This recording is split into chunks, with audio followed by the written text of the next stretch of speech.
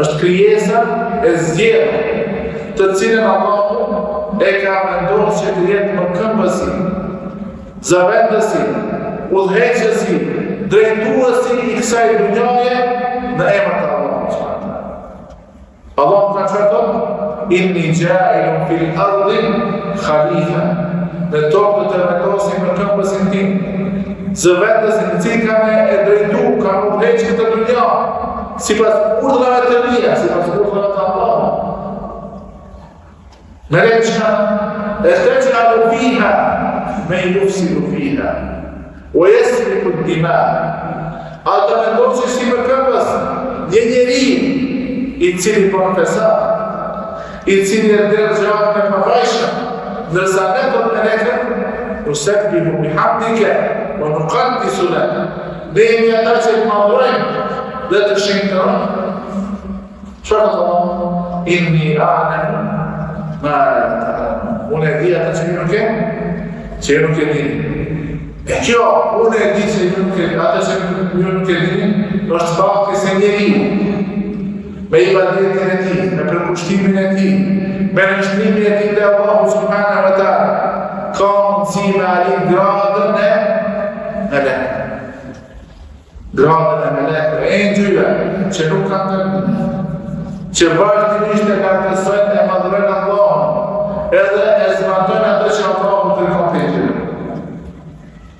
Prandaj në ki muaj, këto ditët e fundit, duhet me qenë për neve një alazim, që të zgjohemi dhe të vendisohemi, se vetë vërtet, ne jemi krijuar për një qëllim shumë të lartë në këtë dhunja, edhe kemi një mision shumë të rëndësishëm. Ai mision është që ka dhënë Allahu subhanahu wa ta'ala. Wa ma khalaqtu al-jinna wal-insa illa liya'budun. Të dajnë në kinë muaj, si fitimtar të cilët e kanë kuptu, edhe vazhdimisht do ta mbajnë mend. Se ne në këtë dhunja jemi krijuar për të qenë rob të Allahut dhe për ta madhruar Allahun dhe për të drejtuar dhe udhëhequr këtë dhunja ashtu si ka caktuar Allahu xhela shanu xhela xhelat. Vendisimi i dytë është që Allahu subhanahu wa ta'ala në ka treguar në Kur'an se pikërisht në muajin e Ramazanit ka zbritur Kur'ani. Vendisimi që duhet me qenë? Duhet me qenë vendisim me të cilin Kur'ani do të bëhet pjesë e pandashme e jetës tonë. Nëse ne e largojmë Kur'anin nga jeta jonë, nëse ne ja kthejmë shpinën në Kur'anin, nëse ne jemi të pakujdesshëm ndaj urdhrave të Kur'anit dhe ndaj rregullave të Kur'anit, atëherë ne do të jemi në humbje. Nuk do të jemi fitimtar. Nuk do të jemi fitimtar. Kush janë fitimtar?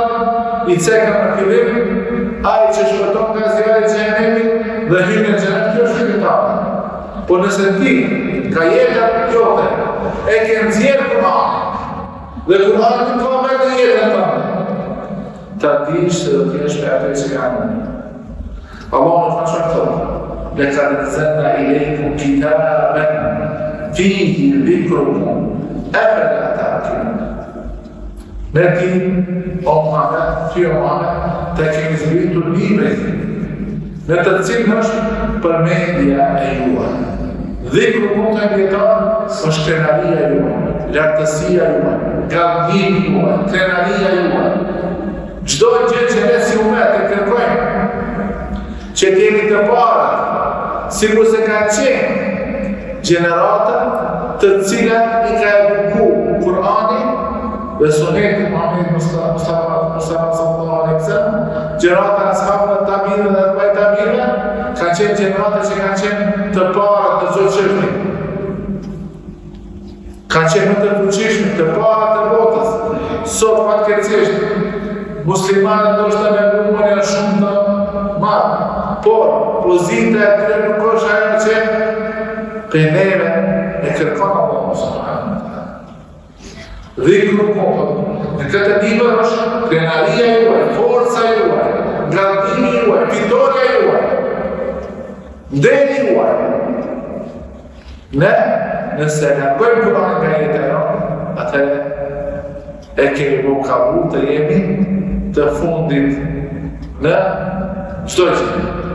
Në shkencë, në forcë ushtarake, në njohuritë e përgjithshme, në çdo gjë kemi planuar të jemi të fundit, nga se ne kemi lënë anësh librin e Allahut. Prandaj, muaji i Ramazanit është i rëndësishëm që ne të vedisohemi se çfarë pozitë në jetën tonë duhet me pas Kur'anin, librin e Allahut subhanahu wa taala. Po ashtu, muaji i Ramazanit duhet me qenë muaj të cilin ne do të korrijmë fitore në vendisim për rëndësinë e ibadeteve. Kushtet e Islamit. I dërguar Allahut, nuk ne ka shpjeguar, nuk ne ka qartësuar, edhe Allah nuk ka urdhëruar me ta pa ndonjë qëllim. Nëse një njeri e robi Allah e ka ndërprerë lidhjen e tij me Allahun nëpërmjet ibadeteve, atëherë ai njeri nuk ka mundësi me qenë i fortë, me qenë i fuqishëm në përballjen e tij me shejtanin, armiku në dunya, edhe në sfidat e ndryshme, në provat e ndryshme të kësaj jete. Ibadetet janë forca e besimtarit. Ibadetet janë ushqimi shpirtëror i besimtarit, i cili e bën atë që të jetë më i fortë, më i fuqishëm. Dhe Allahu subhanahu wa taala, duke dashur me përmend apo me theksu se sa më rëndësishme është që njeriu me qenë i përkushtuar në ibadetet e besimit, thotë inna alladhina qalu rabbuna Allah thumma istaqamu. Me të vërtetë, ata që kanë Zoti i mirë është Allahu, besimin e vetë të parë, ne e dini se Zoti i të cili përullet dhe adhurojmë vetëm Allahun. Pastaj thumma istaqamu, pastaj u treguan të përqendruar dhe të qëndrueshëm.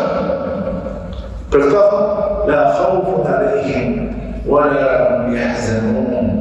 Për këtë nuk ka frikë për diçka që ka marrë në të ardhmen, e as që ka pikëllim për diçka që ka kaluar.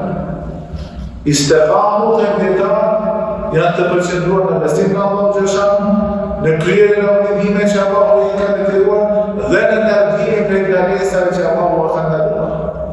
Këto janë tre çështje që ne kuptojmë çka do të thotë fjala al-istiqama, qëndrueshmëri në rrugën e Allahut. Do të kryejmë obligimet.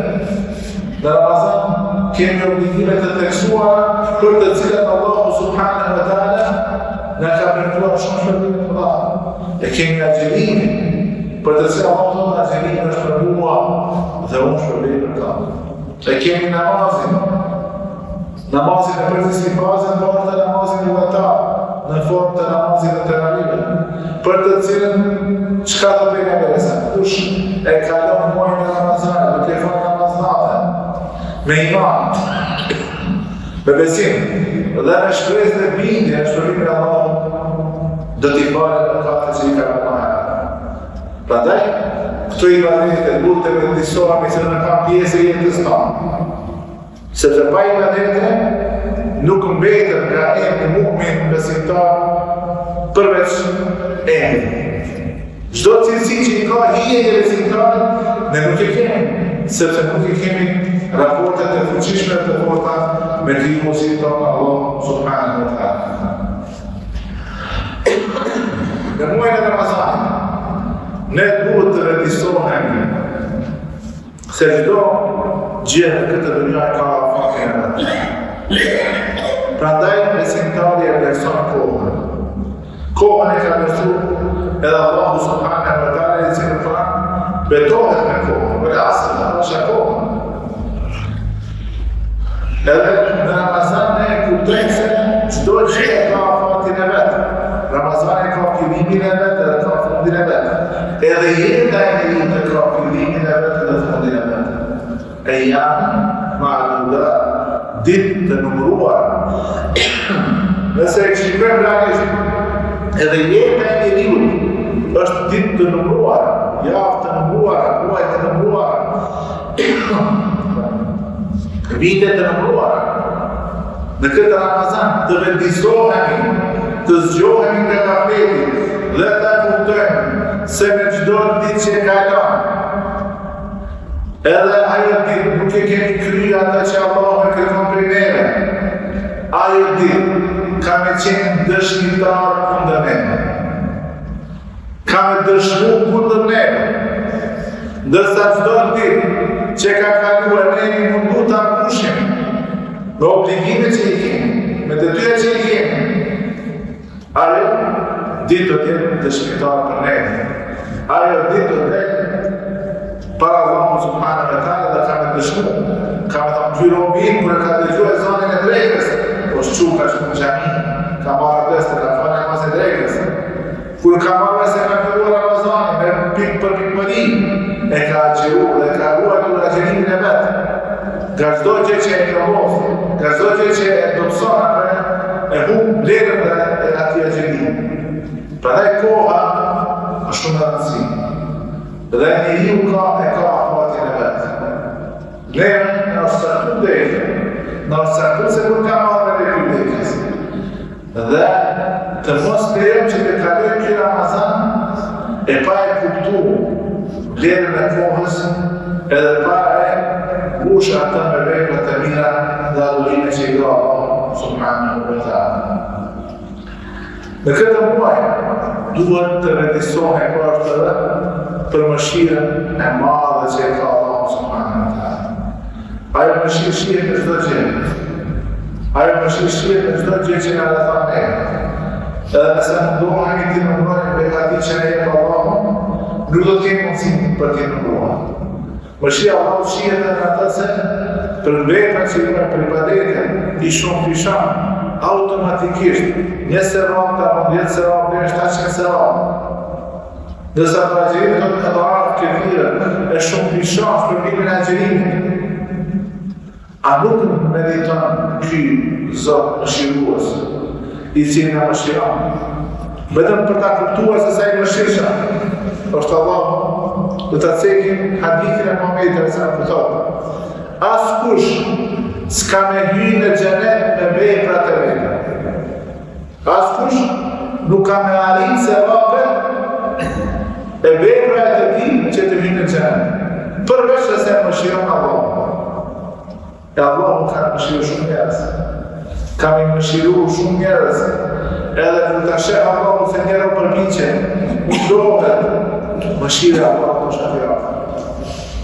Edhe Allah është ai i cili thot në Kur'an: "Wa rahmeti wasi'at kulla shay", nësa mëshira ime ka mëshirë çdo gjë. Po ashtu në këtë muaj të Ramazanit duhet të vendisohemi se ne jemi një umet, një bashkësi. Jemi ata që kemi thënë se ndjekim rrugën e Muhammed Mustafa sallallahu alaihi wasallam. Si ka mundësi që të ruajmë këtë unitet? Kemi mundësi të ruajmë këtë unitet nëse kapemi fort për ditarën e Allahut. Wa'tasimu bihablillahi jami'an wa la tafarraqu. Dhe kapemi të gjithë fort për ditarën e Allahut dhe mos u përçani mes vetëve. Çka nuk ka për ditarën e Allahut? Nuk ka për mësimet e Kuranit, për hadithet e Muhamedit sallallahu alaihi wasallam, nuk ka për fejt, për mësimet e fejs. Dhe kur ta bëjmë këtë, secili jetën e tij, edhe Kur'an, sipas porosive të Kuranit dhe sipas porosive të Muhamedit Mustafa sallallahu alaihi wasallam, do ta shehse sa shpejt do të forcohen lidhjet tona mes ne. Nëse ne sot shohim se si njerëzit e nënçmojnë e vjetë, e ofendojnë, e përgojnë, armitësit e shumëta. Kjo çka do të thotë? Do të thotë se këta njerëz janë larë limit e të. Janë larë për porosive të Muhamedit Mustafa sallallahu alaihi wasallam. Po të ishim me Kur'anin, edhe me Sunetin, edhe me Islamin në jetën tonë, atëherë do të ishim sikur se ka të primë me sa, si një trup i vetë. Nëse një pjesë së murët krejt trupi mua nga paqësia dhe nga temperatura. Ose Pejgamberi në hadith shembulli besimtarëve është sikur shembulli një ndërtese, ku pjesët e ndryshme bajnë njëra tjetrën. Pjesët e ndryshme bajnë atë ndërtese, që të qëndrojnë në këmbë. Por, realiteti është i hidhur, e shohim se njerëzit kanë ambici, kanë zili, kanë urrejtje njëri me tjetrin, dhe kjo tregon se nuk jemi bendisu se këto lidhje nuk mundet të bëhen përveç se ka për për i takë Allah, për mësimet e Koranit, për mësimet e Islamit dhe për mësimet e Sunetit të Muhamedit sallallahu alaihi wasallam. Dhe në fund duhet të revizohen se veprat tona, sa do që kemi lopë, sa do që kemi investu, kemi dhanë, kemi shpenzu, nuk kanë vlerë nëse nuk i pranon Allah subhanahu wa ta'ala. Kjo çështje do të na fiksune, do na meru. Ma njëri e lopë, ke shpenzu para, ke shpenzu mund.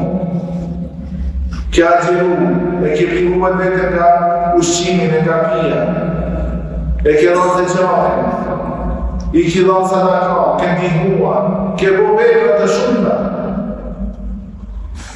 Nëse do vepra nuk të pranon, si dhe të pranon? Si dhe që në halë johë, ku ne nuk jemi të sigur të qëka e bëjmë, adhe të pranon. Dhe kjo në këtë në kajo, që para çdo vepre, dhe të gjatë çdo vepre, dhe pas çdo vepre, e duhet ta shikojmë jetë që rrim pse e bën. Por robi Allah, që rrim, nëse se bën për Allah, s'ke do një. Po ashtu ta shikojmë, a i të po ashtu si që ka të regu Allah në Kur'an dhe Muhamedi sallallahu alaihi wasallam, apo të e po ndryshe si e të vetë. Këto dy janë shpillat e veprës, dhe pa këto dy shpillat, pa sinceritet, dhe pa përputhshmëri me Sunetin, ajo vepër nuk ka të kallëshme. Edhe duhet ta mendojmë shpesh veprën që e ka bërë. Aja ka Allah, e për këtë në ndihmon çka? Me të llogaritje, për llogarisën e vetën. Pse e bëna këtë? Pse e tash të shpjegar? Kur ndihmoa këta, ndihmoa që njerëzit nga pa, ndihmoa vetëm për hir të Allahut. Kretim të çështje për të cilat ne duhet të realizohen.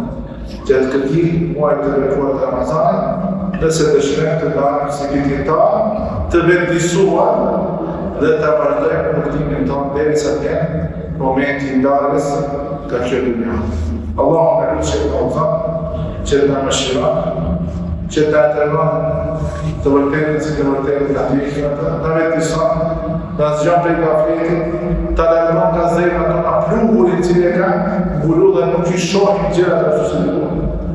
Dhe të na bën vëllezër që e duan një tjetrin për hir të Allahut, që bashkohen për hir të Allahut, e të cilët bashkarisht e martojnë rrugtimin e tij drejt kënaqësisë së Allahut dhe xhenetit e tij të larta në Firdaus e Ala, i cili është xheneti më i lartë dhe xheneti i qendron mbi të cilin është arshi i Rahmanit, Allahu subhanahu wa taala. Ta përshëndetem që